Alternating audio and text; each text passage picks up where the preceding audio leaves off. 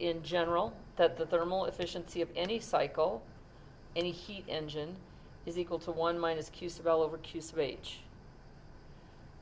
Only for Carnot cycles and other reversible cycles, the thermal efficiency is also equal to 1 minus T sub L over T sub H because of this idea of the thermodynamic temperature scale, that Q sub H over Q sub L for a reversible cycle is equal to T sub H over T sub L.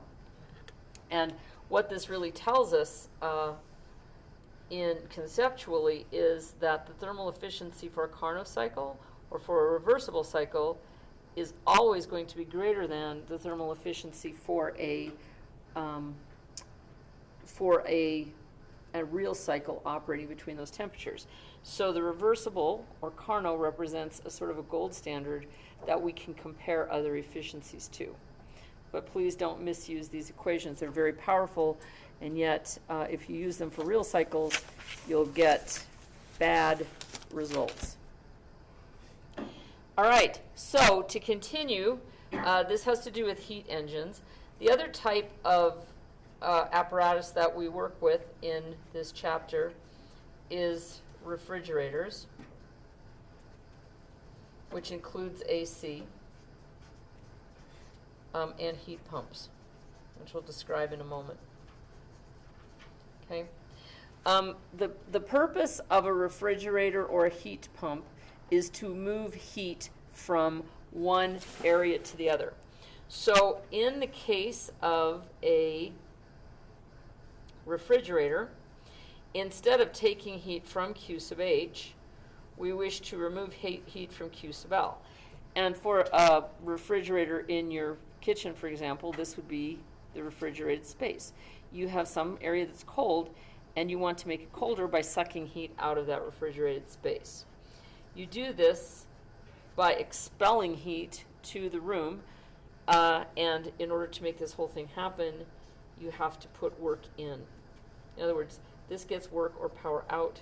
Here you have to put work in. So if you remember last time when we talked about the two statements of the second law, the Clausius statement and the Kelvin-Planck statement, they look like they're about the same. They have the same ideas, is that you need to have three things happen for a cycle to occur. You need to have a heat exchange with a high temperature reservoir.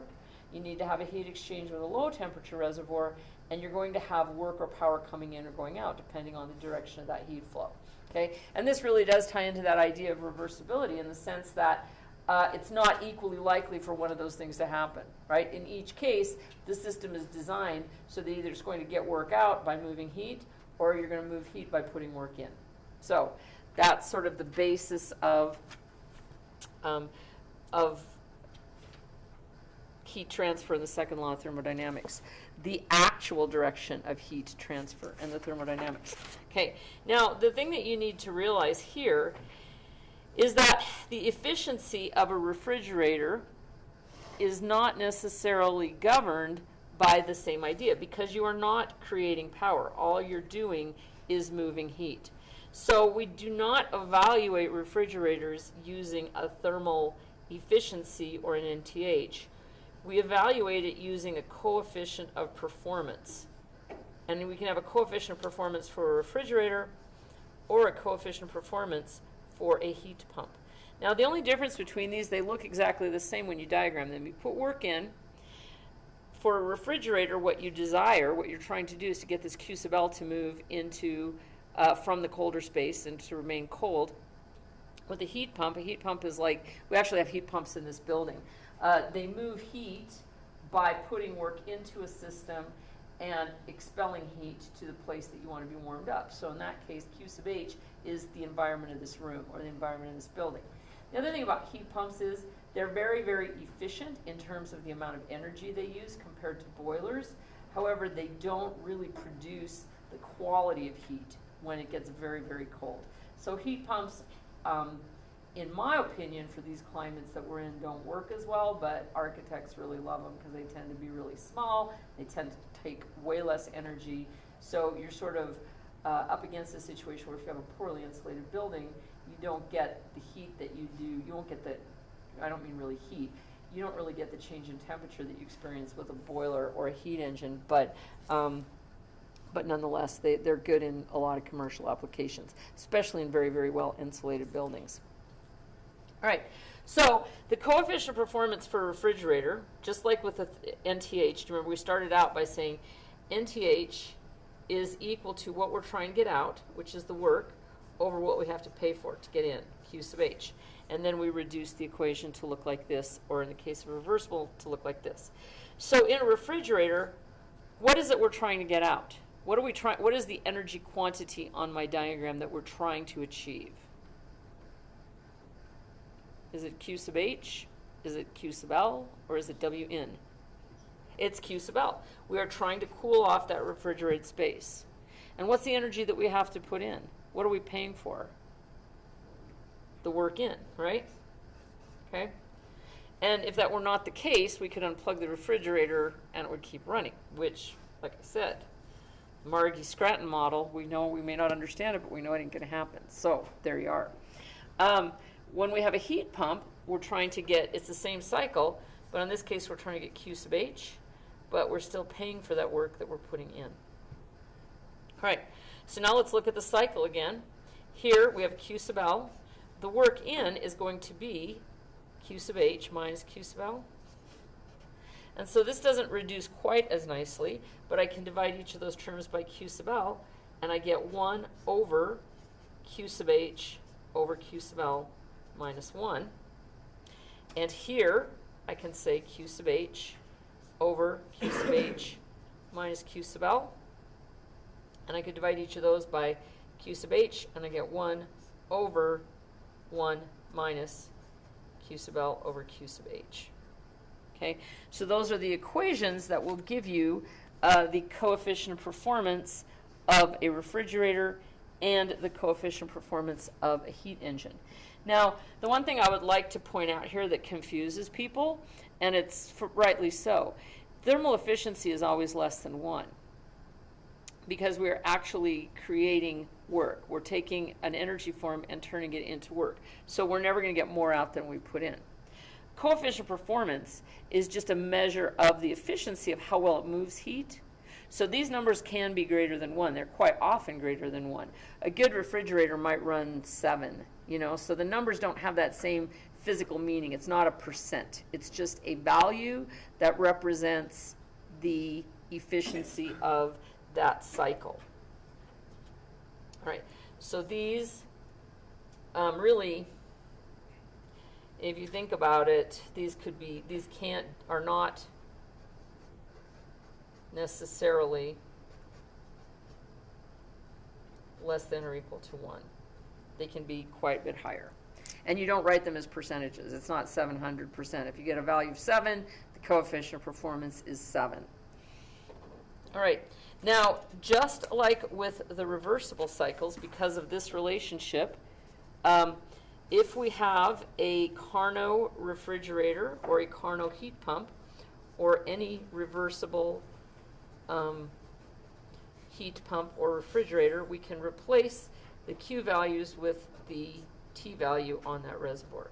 So you could write this as T sub H over T sub L minus 1, and we could write this heat pump reversible as being 1 over 1 minus Q sub L over Q sub H, right? And once again, these are only for reversible, so I'll put not true. This should say T, sorry. Okay, not true except for reversible cycles. Oh, there's one other consequence of this. If you take an apparatus that is, if you look at the refrigeration side of it and the heat pump side of it, the closest thing I can think of to this is like if you've ever stayed in a motel room that has a environmental unit at the window. You turn it one way and it's hot, you turn it the other way, it's cold. That's really what it's doing, is it's just pushing the heat one way or the other is really what it amounts to. But it's the same apparatus. But if you take the coefficient of performance of a refrigerator and add it to the coefficient of the performance of the heat pump, if it's the same machine, what you can see is that 1 over Q sub H over Q sub L minus 1 plus 1 over 1 minus Q sub L over Q sub H. It's actually easier to write it in this form. Let me just write it like this, is equal to Q sub L over Wn plus Q sub H over Wn. And let me do it this way instead. All right. I always forget how this turns out cute. It doesn't really matter. But if you say Q sub, the coefficient performance of the heat pump minus the coefficient performance of the refrigerator is going to be Q sub H over Wn minus Q sub L over Wn, which is Q sub H minus Q sub L over Wn.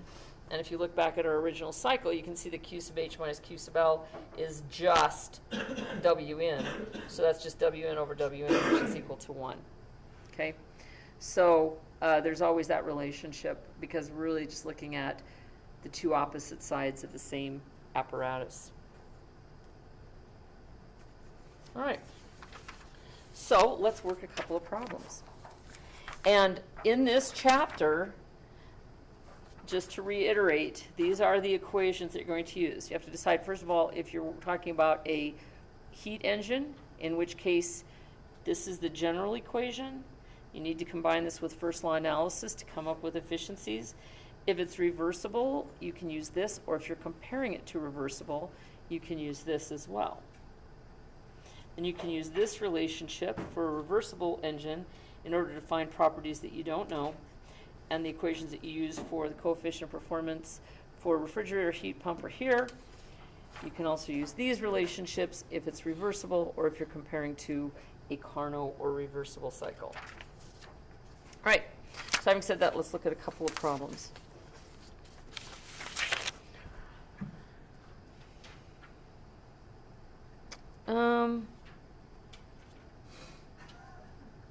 All right. Let's look at 617E. This is just a good conversion unit problem. And so we'll take a look at this. It says a heat engine has a heat input of 3 times 10 to the 4th BTU per hour. That's a rate, isn't it? And a thermal efficiency of 40%. Calculate the power it will produce. Okay, they have little clouds. But we're just going to draw our very simple diagram. We take in Q sub H. We expel Q sub L, and we get out W dot. We are told that my thermal efficiency is 40%, which is 0.4, and there is no indication that this is a Carnot cycle. So what does that mean? Well, it means that my 0.4, if I go back to my original equation for a heat engine, is going to equal 1 minus Q sub L over Q sub H. But we also know that it's going to equal the work that I get out over what I have to pay to get in, which is, I'm using it in terms of rates, which is the same as long as we keep the same units. So that means that if I take this part of the equation, I can say therefore 0.40 times this denominator, Q sub H dot, is equal to W dot. So that means that 40% of the work, of the heat rather, that I put in becomes work. It says that I have a heat input of 3 times 10 to the 4th BTUs per hour. So 0.4 times my Q dot, QH dot is going to be 3 times 10 to the 4th BTUs per hour. It's going to be equal to my work output. This is a bad unit, but we'll fix that in just a minute. 3 times 0.4 is 1.2. So this is 1.4 times 10 to the 4th BTUs per hour is equal to W dot. Okay, well, we need to convert this into a usable form. And my usable form would be horsepower. So I need to find a conversion between BTUs per hour and horsepower. Well, what do I know about BTUs? I know both of these are in foot-pounds, and I know that this is 550 foot-pounds per second, and I know that this is 778 foot-pounds. So in other words, if I start with 1.2 times 10 to the fourth BTU per hour, I can say that I have 1 BTU per 778 foot-pounds of force. And so I've got this part of the conversion done, but now I have hours, and I need to convert that into seconds. I know that I have 1 hour per 60 times 60, or 3,600 seconds. So when I finish this off, the hours cancel out, and I'm in foot-pounds per second. And then I further know that 1 horsepower is equal to 550 foot-pounds per second. That cancels, cancels, cancels, cancels, and I'm left with horsepower for my value. So that means that if I do this math, I take 1.2, oh, I have a calculator here. I don't even have to mess with that. 1.2 times 10 to the fourth times 778 divided by 3,600 and divided again by 550. And that gives me a value of 47. W dot is equal to, if I've done my math correctly, 47.15 horsepower. Okay.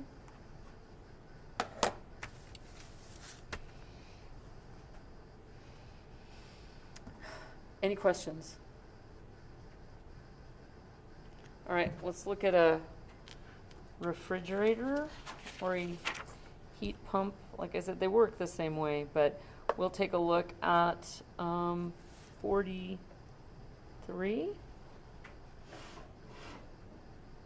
Okay, let's look at 643. And then we'll do some Carnot stuff. 643. The problem reads, a food department is kept at 12 degrees centigrade by a refrigerator in an environment of 30 degrees. Okay, what does that mean? Well, we're putting work into this refrigerator in order to pull heat away from this, however much heat it is. Oops, T-Sabel, sorry. We're pulling heat out of that, which is negative 12 degrees centigrade. Okay.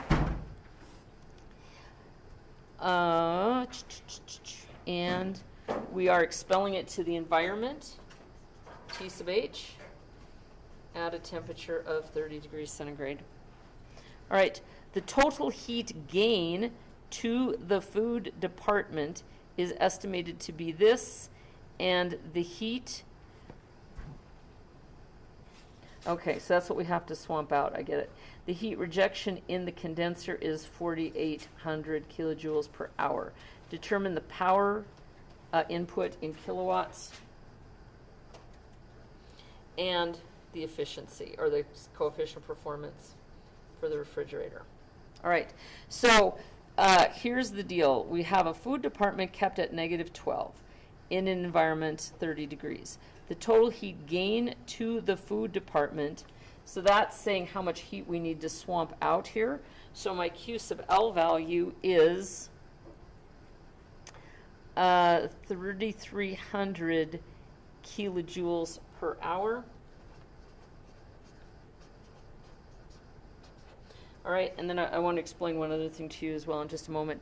And the total, the heat rejection in the condenser is 4,800 kilojoules per hour. All right. I used a term here that actually comes out of air conditioning manuals, air conditioning technician ideas. And we had talked about earlier that refrigerators don't really make cold, they just remove heat.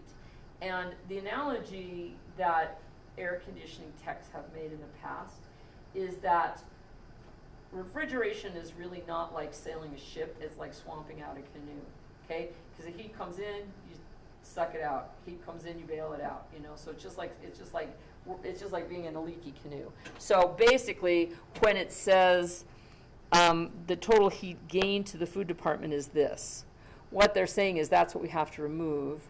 in order to keep the temperature at negative 12 degrees. Okay?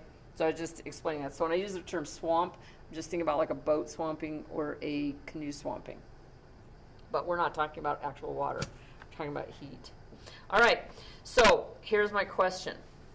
What is my work and what is my coefficient of performance? Well, I know that my coefficient of performance for a refrigerator is what I wish to get out, which is Q sub L, over what I have to pay for, which is W.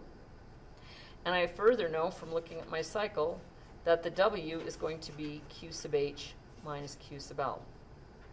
Right? All right.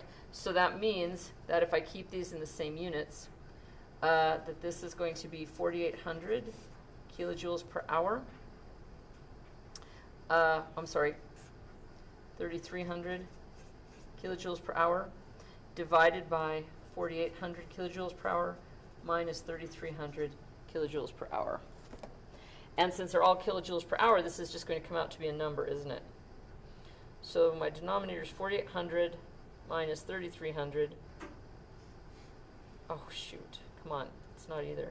4,800 minus 3,300. There we go.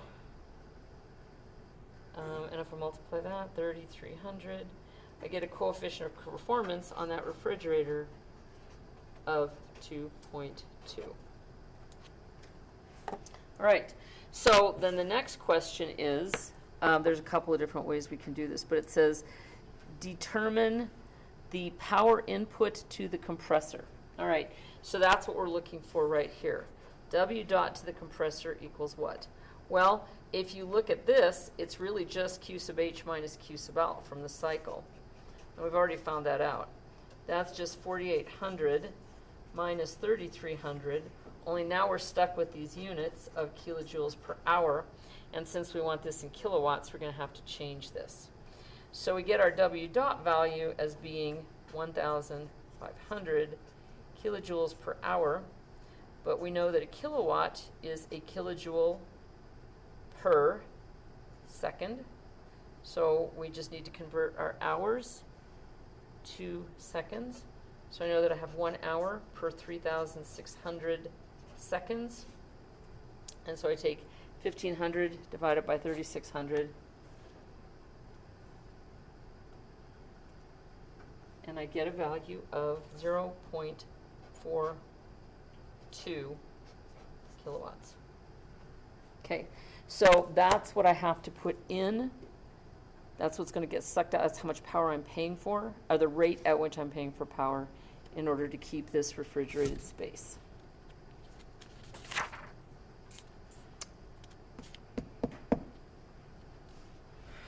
Any questions yet?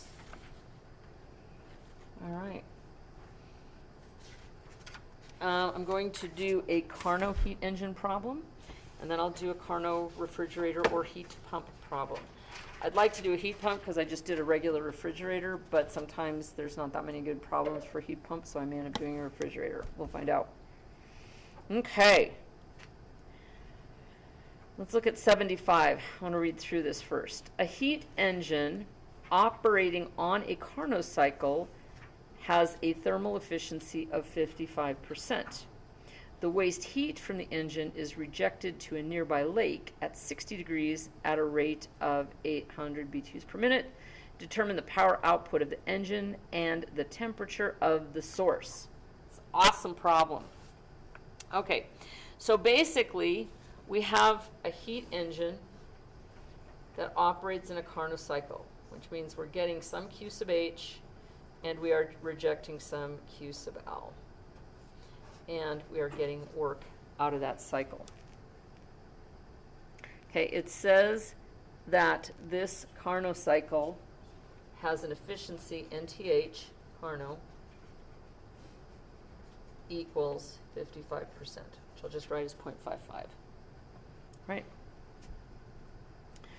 The waste heat from the engine is rejected to a nearby lake at a temperature of 60 degrees Fahrenheit and the rate at which it's rejected, so we're talking about rates in each case. The rate at which we're rejecting the heat is 800 BTUs per minute. And the questions it asks me are, determine the power output of the engine, and determine the temperature of the source.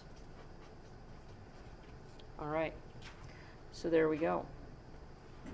Now, okay, so we have a couple of things. First of all, it's a Carnot cycle.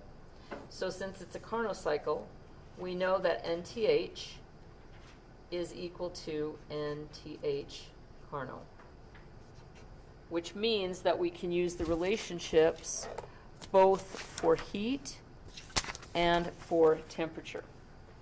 So if we go back and we say that we know that in general, the thermal efficiency is equal to W over, or we could say W dot, in this case over Q sub H dot, because this is what we're getting out, divided what we have to pay for. Or we could say that this is equal to, Q sub H dot minus Q sub L dot over Q sub H dot. And since it's a Carnot cycle, we can also say it's equal to T sub H minus T sub L over T sub H. So this part is valid. In general, this part is valid only because it is a Carnot cycle. All right, so we know our Carnot efficiency is 55%, and we know what our T sub L is. So if you look at this equation, looking at this part, we would only have one unknown, which is T sub H. So we could say N sub TH is equal to TH minus TL over TH. And so in this case, we know our Carnot efficiency is 55%. We do not know our T sub H. We know that our T sub L is 60 degrees Fahrenheit. We have to write that in degrees Rankine. So we add to that, is it 460? So that would be 520 degrees Rankine, or is it 469? 459, okay, so we'll just call it this. If that's okay, I appreciate that. And so this is 520 degrees Rankine divided by T sub H. So if we cross multiply, we get 0.55 T sub H equals T sub H minus 520. And if I bring this over, I get 0.45 T sub H. Bring this over equals 520. And of course that's in degrees Rankine. So my T sub H is equal to 520 divided by 0.55, or 0.45, excuse me. 520 divided by 0.45 equals 1155 roughly degrees Rankine. Okay. So that's the answer to the second part, right? All right. Now, how much work are we going to get out? Well, we can go back to this equation as well. We can say NTH is equal to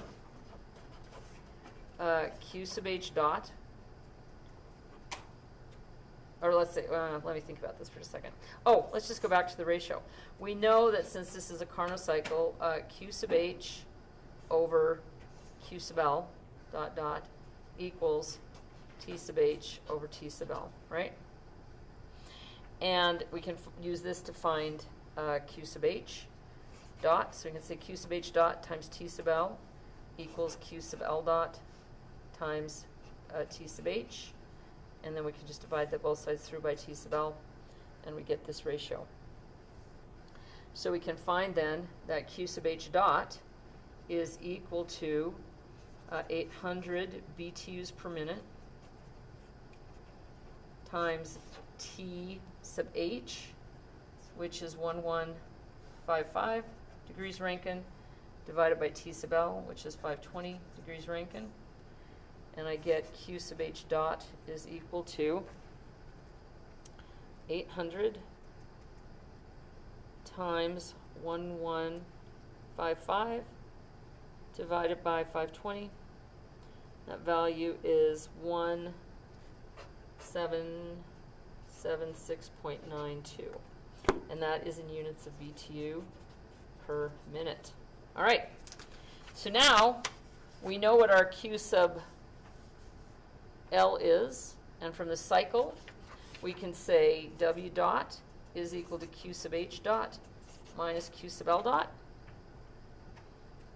And so I take 1776.9, subtract 800, and I get a W dot value in bad units of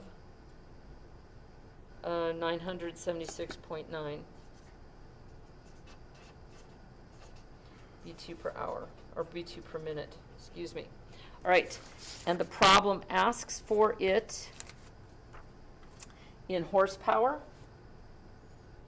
All right, so we can go to the back of the book and find a conversion, or you can remember that BTUs, that we can do the same thing that we did before, where we know that a horsepower is 550 foot-pounds per second.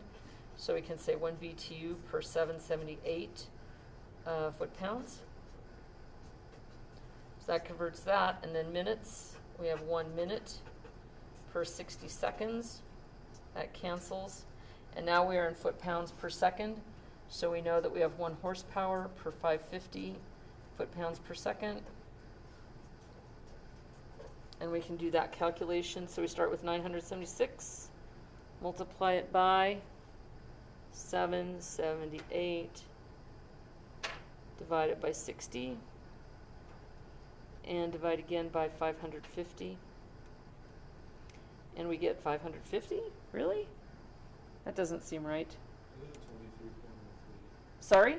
I got 23.03. Thank you. That sounds much better. 976.9 times 778 divided by 60 and divided again by 550. 23. Much better. So you get about 23 horsepower. All right. So that means we get 23 horsepower of work out of this Carnot cycle that operates at 55% efficiency between those two heat reservoirs. I have one question, right? Sure. Which, on that page. right here? Yeah. Uh-huh. 0.55 TH. How'd you get to that first line and the second line? Okay.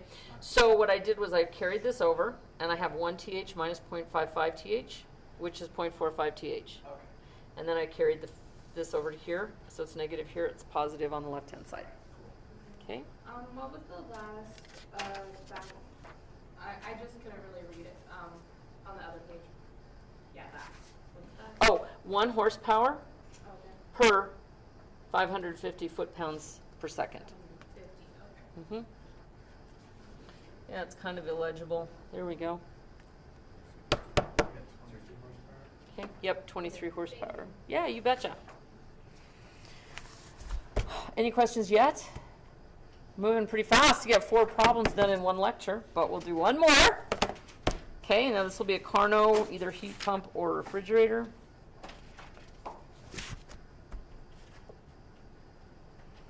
And we've done 2 English unit problems, so we'll do a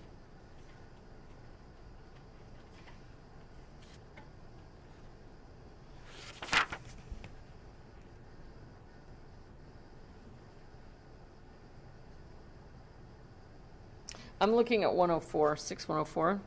I'm not sure if I want to do it yet or not, but let's look. A Carnot heat pump is to be used to heat a house and maintain it at 25 degrees centigrade in the winter. On a day when the average outdoor temperature remains at 2 degrees centigrade, the house is estimated to lose heat at a rate of 55,000 kilojoules per hour. If the heat pump consumes 4.8 kilowatts of power while operating, determine how long the heat pump ran on that day. Well, that's an interesting part of the question. The total heating costs, assuming that the price is 11 cents per kilowatt hour, and the heating cost for the same day if resistance heating was used, which would be really crazy. So kind of like the worst thing you can do in your whole life is plug in one of those little space heaters that you buy at True Value. Those things are, I mean, they're very efficient from a heating point of view, but they suck electricity. So if you're paying your own electricity, just avoid them as much as you possibly can. So just having said that, and this problem actually kind of shows that as well. All right, so right now it's 31. Probably it's 11:31. I probably have time to work the entire problem, but we will at least do the setup and get you guys ready so that you can do the problem for homework. Okay, it's kind of lengthy. All right, so here's what we have: Carnot heat pump. They draw it outside of the house. That's okay. We're putting work into the heat pump, and it tells us that it's a Carnot, which means that we can use both the temperature and the heat equations. We are maintaining our T sub H is 25 degrees centigrade, and our Q sub H is given as it loses heat at a rate of 55,000 kilojoules per hour. 55,000 kilojoules per hour. So that's what we need to replace. Also, this is a rate. So that means that this is going to be a rate. So we're going to have this in power as well. Okay. It says that the outdoor temperature, which is our T sub L, is, 2 degrees centigrade. Okay. And it says that the heat pump consumes 4.8 kilowatts of power. And kilowatt, of course, is a rate already. It's a kilojoule per second. Okay, if the heat pump's blah, blah, determine how long the heat pump ran on that day. So what does that actually mean? How long does the heat pump run? So we're talking about a time factor, aren't we? All right. So let's think about the equations that we have so that we can make this determination. Let's set up our problem. The first thing, since it's a Carnot, we know that the ratio of Q sub H dot to Q sub L dot is the same as T sub H over T sub L.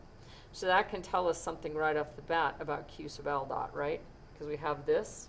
So we can say we know what Q sub L is by getting that ratio. The other thing that we know is, because it's a heat pump, we're talking about what it is we want, which is Q sub H dot over what we have to pay for W dot. Okay? And we further know that because it's a Carnot cycle, that this ratio is going to be equal to T sub H over, this would be Q sub H dot minus Q sub L dot. So we could also substitute the temperatures, T sub H minus T sub L. All right, well, we can figure this out because T sub H, 225 plus 273 is 298 kelvins.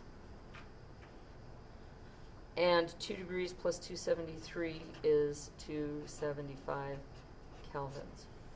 So the first thing we can find right away is what the efficiency of our Carnot heat pump, or not efficiency, but our coefficient of performance of the Carnot heat pump is going to be the high temperature, 298, over the high temperature minus the low temperature. Okay. And you can see that's going to be quite a large number. 298 minus 275 for the denominator. And when I flip that over,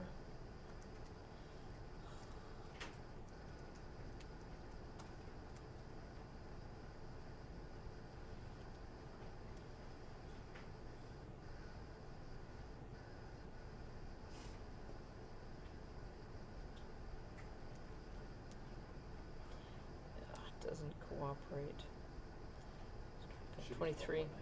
Thank you. So we get a coefficient of performance of 12.96.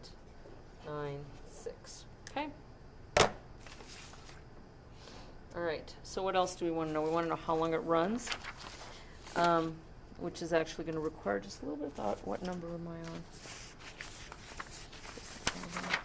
There it is. Okay. All right. And then it says the total heating cost. So how long does it run?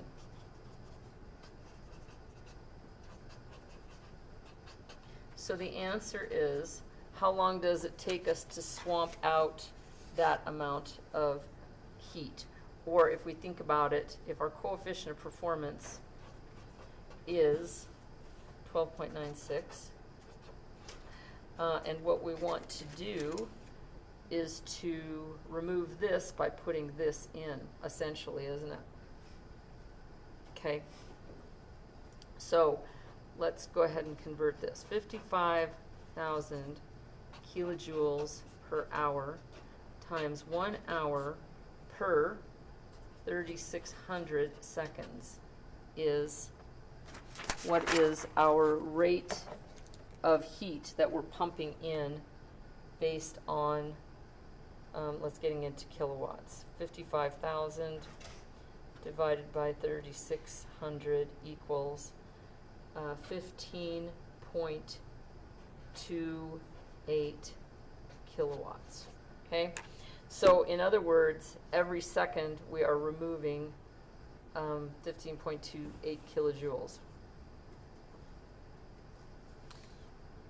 I'm trying to think about this. This is kind of bugging me a little bit.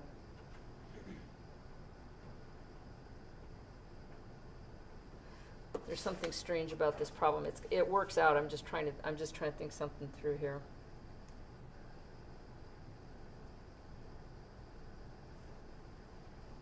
All right. So if we put in 4,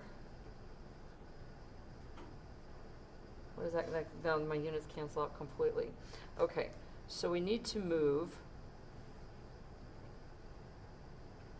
how many kilowatts? How many kilojoules of energy do we need to move?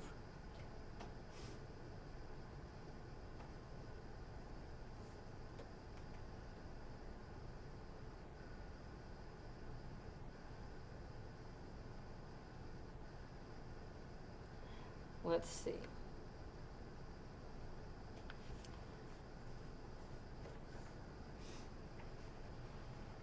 Okay. In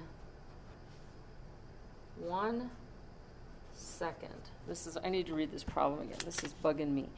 If the heat pump consumes this much power, determine how long the heat pump ran on that day. Okay? All right, so let's just do it. Since we're in kilowatts and kilowatts, we need to move heat at a rate of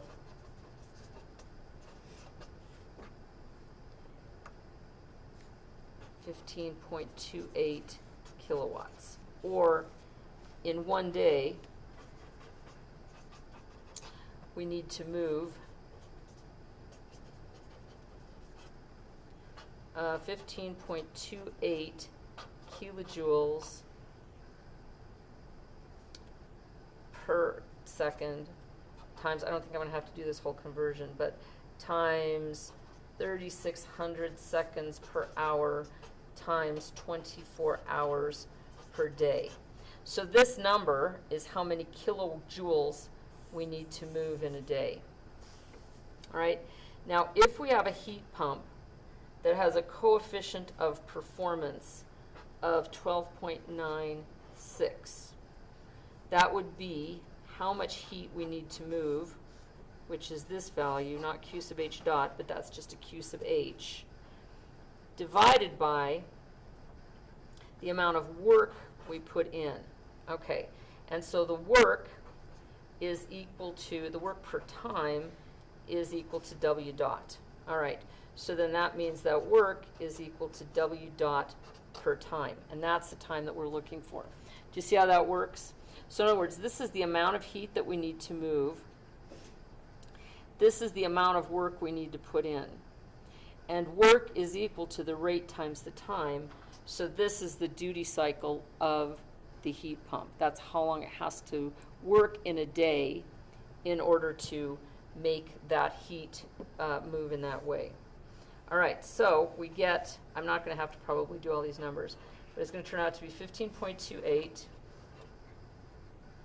times 3,600 times 24, and that is going to be in kilojoules, divided by 4.8, which is kilojoules per second. So then my time here is going to come out in seconds. Okay? So if I want to get that into hours, once again, I just need to multiply it by 3,600 seconds per hour times 24 hours per day. And then that, I don't end up with any, this is, oh, no, I need my time, times time. Okay, so all my units cancel out, 36s cancel out, the 24s cancel out, and I'm left with time over here in the denominator because it's W dot times time. All right, so my math looks like this. 12.96 is equal to 15.28 divided by 4.8 times the amount of time that this is going to have to run. So if I solve this for time, I get 15.28 divided by 12.96 and divided again by 4.8. And what is that going to come out in? It's going to come out in days. So let's see what that number turns out to be. 15.28. I think I have something flawed in my reasoning here, I think. Divided by 4.8. That number turns out to be 0.2456 days. So if I multiply that by 24 hours, it comes out to be 5.9 hours. So that's correct. It's just, it's a weird, I don't even know if I had to take it back to days, but that makes it easier for me because I'm talking about how long it has to run in a day. So you could have done this a little bit easier if you wouldn't have done it into days, but that makes sense to me. How does that seem? It's kind of a weird problem. It's a good problem. That's referred to as the duty cycle, or however long something runs in a particular amount of time. The duty cycle is reported in hours for any sort of an appliance. So it's a good problem. You gonna put one of these on the test next week? Of course. No, it won't be like this. It'll be much more straightforward. Okay. Yeah. All right. So we have the answer to how long does it run. All right. So now what we have is, therefore, we can answer the rest of it. We have a 4.8 kilowatt heat pump running 5.9 hours per day. Okay, that's the first part. I need a better pen. It says the total heating cost, assuming this. All right, so what we need to do then to find the total heating cost is how many kilowatt hours is this? And then when we find that out, we can just multiply it by the rate, which is 11 cents per kilowatt hour. All right, so how many kilowatt hours is this? Well, if it takes this and it runs at this, that means that every day we use 4.8 kilowatts times 5.9 hours, which is 28.3 kilowatt hours. And it says, is that per day? The total heating cost on this one day. Okay, so this many days times, or this many kilowatt hours times the 11 cents per kilowatt hour gives us $3.11. Okay, so to heat our house on this day with the heat pump costs $3.11. The final part of the problem is what would it cost us if we used an electrical resistance heater? All right. Well, we know that electricity costs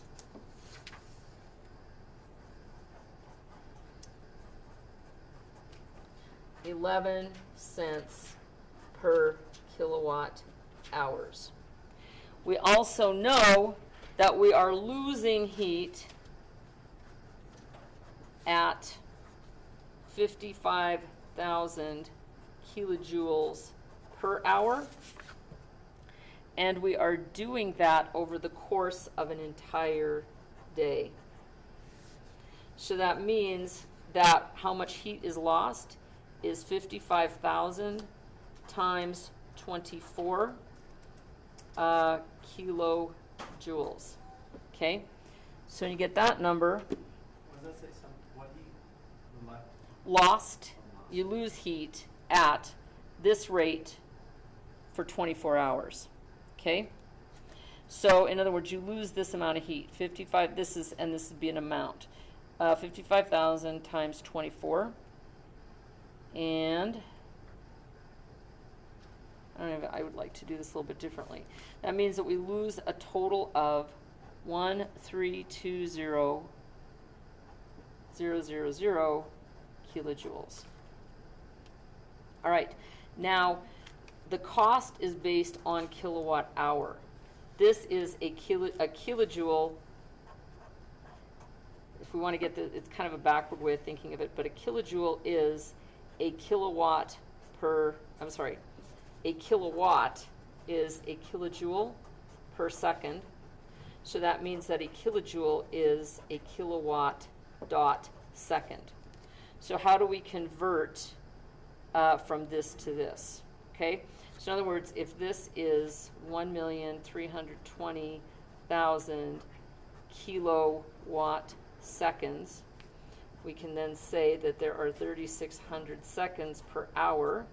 And so if we divide that number by 3,600, we get, this is a total of 366.7 kilowatt hours. Multiply that by the cost per kilowatt hour of 11 cents. And you get $40.33. So that's what it costs to run, and this is a pretty realistic calculation. This is what it costs to run it on an electrical resistance heater, and that's what it costs it to run on a heat pump. So, and 11 cents is not unusual. The electrical co-op that I live on, we pay 12.5 cents. It's a little bit. It's about 12 or there's a scheduled rate if you're on like PP&L. It's and if you live in the dorms or live with your mom, it's good because you don't have to worry about it. But I know exactly. So, but if you're paying for your own electricity, you can see over the course of a month, this heat pump would cost you about $100, and this would cost you about $1,200. So there you go. So if you have a trailer house and you're setting up electrical resistance heaters, you might want to consider getting a corn stove or a pellet stove, because that will help a lot. All right, do you guys have any questions? All right, so what I'm going to do next is I'll assign you 4 problems for your homework that are very similar to the ones that we've done. I'll post them to Moodle in just a minute here, and you can work on those. We don't really have class again before our exam next Thursday, because Tuesday is advising day. So do the problems, and then also make sure that you talk with me. If you have problems, come see me or send me an email or set an appointment so that we can spend some time together doing it. Or if the whole class wants to get together, we can set a time outside of class to do a review for the exam. Are you going to have specific example problems again? Yeah, I will. I'll put these up first, and then in the early part of next week, I'll post for example problems. Okay. All right? All right. Well, you guys have a wonderful day, and I'll post this up. I'll stop streaming, post this up, get your homework problems, and we'll see you next week.